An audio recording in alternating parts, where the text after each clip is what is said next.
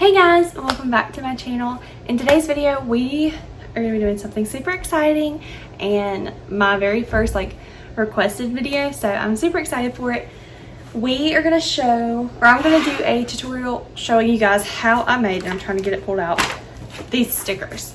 So I made these little, it's backwards to you guys, I know, but my name or whatever with the year, I made it for that. I made these monthly stickers, these little headers. I also made some for the back, all in the same font. So in today's video, I'm going to do a little, can't get that flip back. I'm going to do a little tutorial showing you guys the whole entire process from me opening up Design Space with Cricut. That's what I'll be using is Cricut Design Space. I have a Explore Air 2, so I'll be using that to cut it. I'll be using Cricut paper, just something you can get at your local Walmart, Hobby Lobby, Michael's, wherever, any store. You don't have to order it special or anything. So yeah, and I use one other website that I will show you guys whenever we get started. It's called Pixlr. So I'm going to show you guys how I do it all. I know this is highly requested because with the script stickers you have to get that white, or it doesn't have to be white, but that little colored background on your sticker so that it comes off all together. So I'm going to show you guys how I make it all, and let's just go ahead and get started. I am just opening up, I know you can't see it down here at the bottom, but I'm going to open up Safari. Actually, just kidding. Alright guys, so this is what it looks like on my home screen. It's not everything. You can't see up here at the top. My, everything else is up here with my battery and all that. I have the little Cricut Design Space icon up here in the right hand corner. So I'm just going to click on that and hit Launch Design Space. So we'll let that load. And then once it comes up like this every time. I need to download the new version, but I just don't have the time to do that. And usually I'm in a hurry trying to get something done. So I just click launch, exit that out, and then sign in. I don't know why it says this. I just click those so that they go away. That's probably not what you should do. Alright, so here we have just the basic Design Space. So in today's video, I'm going to make just another name sticker for what I did for right in the front of my planner. So I'm just going to do it exactly the same way that I did that one. Let me kind of get this in here for you. But I go up here and add another tab, and I'm going to go to Pixlr.com. So this is the two things I use. I know you can do it with the, oh goodness, what is it called? It's not a Cricut, but the other one that does the same thing basically. I can't remember, but you can use that as well if you have that. And Pixlr is just, it's free. I use this one, the Advanced Pixlr E. But basically you just go in, you hit Create New. I leave all of this the same. You can change it once you get in there if you need something bigger. So I just leave it. It always comes up on Full HD, and just hit Create. And then this is what it'll look like when it comes up. You should have one layer open. If not, you can just hit here and add a layer, but this is how it always comes up for me. So then you go over here, I hit text, and then I just double click out here and it'll say, do you want to add a new layer, a new text layer? And I click add, and then you just type in whatever it is that you want. So I'm going to type in Michaela Cheyenne, and then I think in my planner I did, yeah, I'm looking at it right now. I know you can't see me, but I did Michaela Cheyenne, and then I did 2020, 2021. Just to put in my new planner. So that's what I did there. And then if you want to change the font, you can just highlight it like you would in Word or in Microsoft Word or Pages or whatever, and you go up here and choose your font. Now I am using the Jen Plans font just because that's my all-time favorite right now. It's not automatically going to come up in here, so what you would do is click Add Local Font and follow through with that stuff. It's very simple to do. You just drag it in to the box. So this is what I've got though. So I'm using Jen Plans. I always just leave the size the same. You don't have to mess with it because you can resize it in Cricut Design Space once you get it how you want to get it. And then I changed the color to black because I'm going to put a white background behind it, so I need the letters to be black. And then with it still selected, you'll go up here to Styles and hit turn the little outline toggle switch on. And then I change this to white. Like I was saying, that will give it that white background. So I do that. I always do at least 9. Sometimes I do 10. 10 is a little much for me though on everything. kind of base it depending on what I need. But if you'll look when you're at 7, it gives these little holes right here, and that will make it really difficult for your Cricut or whatever you're using to cut it out. It makes it difficult for that machine to do it. So I do at least 9 so that typically you won't have any holes. Sometimes you still will, and when you get done you just click off of it and it stays. Sometimes you'll still have some holes. It looks like, yeah, so I have an itty bitty hole right here. So all you do to fix it, if you don't want to make it super thick, is come over here to, where's it at? Oh goodness, how do I add a shape? Right here. So I hit shape. You have to come back over here and go back to layer 1, and then it should come up looking like this at the top, and you can pick which kind of shape you want. I always just leave it as a square, it doesn't really matter. And then click here and make sure that both of those are on white, and then I just draw a little square over it. I'm going to zoom in so that you can see me do all of these little zeros, but you just basically draw it over it and it'll cover it up. So I'm also going to kind of fill this in just so it'll cut a little better. It's easier if you have a lot of white space for the Cricut to cut around versus having a lot of little tiny hole spaces. So that's just my tip.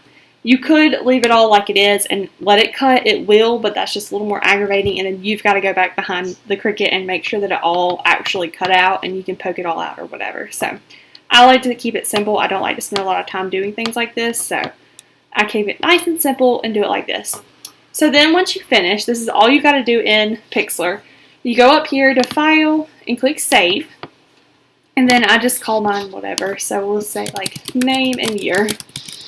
And then it has to be a PNG image. If you save it as either one of the others, it won't go into Cricut Design Space the right way. The PNG means that there's no background behind it. It's transparent, so that's what you need. And then I just leave these as whatever they come up as and click Download. So then in my thing, it'll come up right here. I just drag it, and you're not going to be able to see me drag it all the way out. Actually, you know what? We'll just leave it there. You can just leave it here. Usually I drag it to my desktop and just drop it on my desktop, but you can just leave it there if you have a MacBook. I am doing this on a MacBook, just FYI, that's what I'm using. So it'll look a little bit different if you use it on like a Dell or HP or whatever. So just so you know. But then you can exit out of that. It's still going to be up here, and I go over here to Upload, then Upload Image. And then right here is where I'll just open it up and drag it into here. And then I click back off of that. I always save it as a complex image. I don't know if it really makes a difference. Okay, so yeah, if you do simple or moderately complex, it changes the background color to gray. So I always save it as complex so that it will be exactly how I want it to look. That will keep it exactly how you put it in. And then here, you don't need to do anything. You just click Continue. Make sure that you click the one that's Save as a Print Then Cut Image and not Save as a Cut Image, because if you do, it'll look like this, so you won't actually be able to see what it says. It usually will come up as this one and not this one, but I just like to double check. And then you can give it a name if it doesn't already come up with a name. Then you just click Save. Then you go here, click on whatever you're trying to insert, and click Insert Image. And then there you got it. So now you've got a big sticker, or a big whatever you want to call it, whatever you're making, here. And then you can just resize it to whatever size you need it to be. I think mine was 3 inches, so I just go up here to width, type in 3, and click Enter, and it'll make it a little bit smaller. I always leave it locked, that way the height will change depending on how big the width is so that it doesn't get distorted or anything. So that's how I do that. And then once you get to this point, you'll go up here, you'll click Make It, and then you'll see it look like this. So you don't have to change anything here. If you're doing it on like a piece of paper or a piece of sticker paper that you've already cut out of or something, you can move it around. So like if you need it to be down here in the lower quarter of the page or whatever, you can. But I'm just going to leave it right up here and click Continue. And then here is where it will start sending to my printer. Now I haven't hooked my computer to my Cricut, so it says no device found, but I can go ahead and send it to my printer. When you do this, I always click off of the Add Bleed. You don't want it to add anything. I don't really know what that does, to be completely honest with you guys, but I just click off of it and it always turns out perfectly. So then I would click print, but I haven't put the sticker paper in there because I want to show you what I'm using and how I load it into my printer. So I'm going to hop off of this screen view and go back to you guys. I'll see you in a minute. Okay, so now I have all that set up on my printer or on my computer, and it's ready to go. So I was going to show you guys the sticker paper that I'm using. This actually is not technically sticker paper. It's actually printable vinyl, but this is what it looks like. It comes in a little pack. I have it in there backwards, but it's okay. So I wanted to show you guys exactly what it looks like and how I load it. Oh, that was loud. I'm sorry. Let me get it out of this and then I'll tell you. Okay, so I wanted to show you exactly what it looked like. And how I load it into my printer. I have a HP OfficeJet 4652, if that makes a difference. But you have to load it in there a certain way so that it will print on the right side. So I was going to show you guys how I do all that in the event that you have exactly the same setup that I have, just to make your life a little bit easier. And I think it would be the same for most printers. I don't know. You might have to test it out and see what works best for your printer, but this is what works for mine. Mine is not a inkjet, so you don't necessarily have to have one of those to do this. It does leave a little bit, I don't know if you can see it on this one.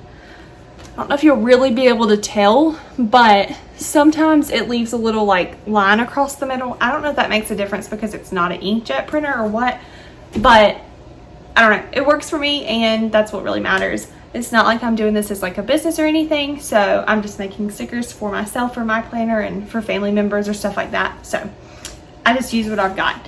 So I'm just going to take a sheet of paper out of here.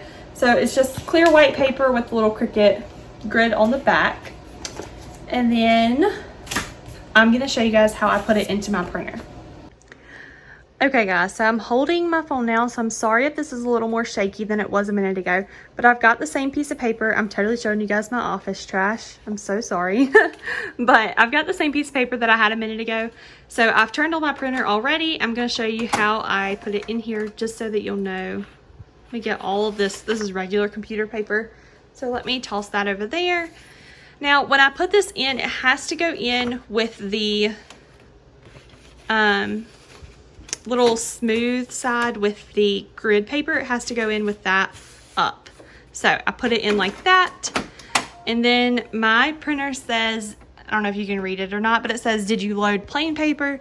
So I'm going to say no, and then I'm going to change the paper type to specialty paper matte. I don't really know if it makes a difference, but that's just what made sense to me. And then I'm going to come back over here. I'm sorry, I'm going to film my computer like this for a second just so that it'll make it a little bit easier on my life. But like I was saying a minute ago, I don't click on the add bleed. I make sure that that's turned off, and then I just click print. So we'll give it a second, let it do its thing. While it's getting ready to go, you can tell that I still have not plugged in my Cricut, so I'm going to grab my cord really quick. Sorry, that printer is really loud, but I'm going to go ahead and plug my cord in. I know I'm showing you guys every single step of the way. I know that y'all are probably capable of doing all these things on your own, but just wanted to give a really good, I guess, look into what I do. So then this is done. So this is what it looks like. It just says my name and the year, just like what we just made. So I'm going to go ahead and lay it onto the snap. But for this, I'm going to go ahead and stick you guys back into my tripod so it'll be a little easier to film. Okay, I know this looks a little wonky because I have my computer sitting here, but this is my Cricut mat. I need some new ones. This one is like not sticky at all anymore, and you can tell that I've cut a lot of little trains and stuff like that. So I definitely need a new one, but this works for now. So I'm going to line it straight up here with this little line on the side, and just make sure everything sticks down really nice. You can rub over the ink. It's not going to come off or anything. So that's how I know that I did it the right way. So I just make sure everything is down and ready to go.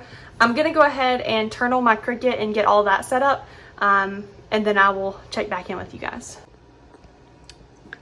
Okay, so I just got my Cricut turned on. Everything's plugged in and ready to go. I've got that ready to go on the mat now. So everything is ready to cut. I'm hoping that this only takes a second. There it comes. Okay, so up here, oh no, what is wrong? That's not supposed to happen. Let's try it again. I don't know what just happened there. It usually just continues going straight on out, but let's go ahead and see what is what's going to work or what's not going to work.